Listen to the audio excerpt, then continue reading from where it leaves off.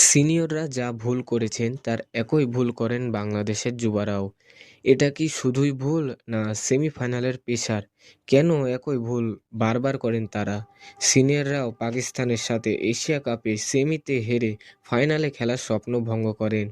সে একই ভুল করেন যুবারাও। সেম দুই টিম, বাংলাদেশ পাকিস্তান, কিন্তু তফাৎ শুধু মাত্র বয়সের। গ্রুপ পর্বের ম্যাচ দুর্দান্তভাবে জিতে সেমিতে এসে লজ্জাজনক হার হারে বাংলাদেশ। সেই সিন যেন আবারও রিপিট হলো ১৯শে ডিসেম্বর। কেন তারা একই ভুল বারবার করেন?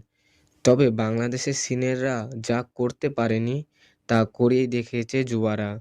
তাদের হাত ধরে এসেছে অনূর্ধ্ব-১৯ বিশ্বকাপ ও এশিয়া কাপ। খেলায় তো হার-জিত হয়ই, তবে এমন হার মেনে নেওয়া সত্যিই কষ্টকর।